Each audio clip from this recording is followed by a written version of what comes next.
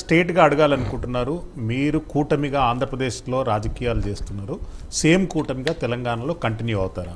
Continue అవుతే మీ సమీకరణలు ప్లస్లు మైనస్లు ఏంటి? డెఫినెట్గా అండి. ఎందుకనంటే మొన్న మా పార్టీ అధినేత చెప్పింది క్లియర్గా, భవిష్యత్ ఎలక్షన్లో రేపు జరగబోయే దాంట్లో మేము సింగిల్గా పోటీ చేస్తున్నాం. కూటమికి వాళ్ళు వస్తారా లేదా అన్నది భవిష్యత్తు నిర్ణయం రేపు వచ్చినప్పుడు. ఎందుకంటే రాజకీయంలో ఎప్పుడు ఏ పరిణామాలు ఎలా ఉంటాయన్నది తెలియదు. ఆంధ్రప్రదేశ్లో బీజేపీతో మీరు సాహసం చేసినటువంటి దాఖలాలు ఉన్నాయి. ఎగ్జాక్ట్లీ, నేను అదే చెప్తున్నా. ఇప్పుడు రేపు వచ్చిన తర్వాత, ఇప్పుడు వాళ్ళు కూడా చెప్పిన తర్వాత ఇమీడియట్గా అమిత్ షా గారు కూడా చెప్పారు మేము సింగిల్గా వస్తామని చెప్పారు. రేపు జేహెచ్ఎంసీ దగ్గరకు వచ్చిన తర్వాత ఏం మూమెంట్ అనేది తెలియదు.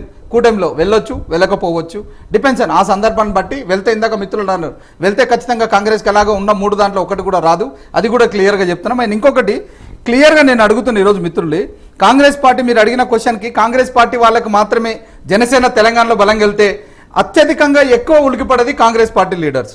దాంట్లో మిత్రుడు చెప్పింది ఏంటంటే కొంతమంది ఓల్డ్ లీడర్లు అంటే నేను స్ట్రైట్గా అడుగుతున్నా, దీంట్లో ఓల్డ్ లీడర్ అనే వ్యక్తులు పొన్నం ప్రభాకర్ గారు ఒక మంత్రిగా ఉన్నారు, మహేష్ కుమార్ గౌడ్ గారు ఈరోజు ప్రెసిడెంట్గా ఉన్నారు. వీళ్ళు ఓల్డ్ లీడర్స్ అని చెప్పేసి క్లియర్గా చెప్పాలి మీడియా ముందు. Because they know very well.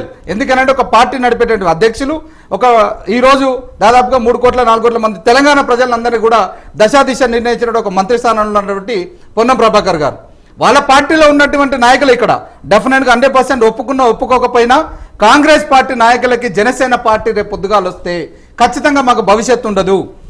ఎక్కడికి వెళ్ళాలి, ఏం చెప్పుకోవాలి, ప్రజలకు వెళ్ళేసి ఏ రకంగా వెళ్ళాలి, డెఫినెట్గా మాకు కొన్ని ప్లాన్ ఆఫ్ ఉన్నాయి. డెఫినెట్గా పవన్ కళ్యాణ్ గారు జనసేన పార్టీ ఏదైతే ఇక్కడ ఉన్నటువంటి తెలంగాణ బిడ్డల యొక్క, తెలంగాణ నిరుద్యోగుల పట్ల, తెలంగాణ బిడ్డల పట్ల, తెలంగాణలో ఈ ప్రభుత్వం చేస్తున్నటువంటి ఆగడాల పట్లనే కానీ, గత ప్రభుత్వం చేస్తున్నటువంటి అన్యాయాల పట్లనే కానీ ప్రతి క్షణం బలంగా ముందలికెళ్ళి డెఫినెట్గా రాజ్యాధికార దిశగా తెలంగాణలో జనసేన పార్టీ బలంగా అడిగేస్తుందని ఈ సందర్భంగా కూడా నేను గుర్తు చేస్తున్నాను.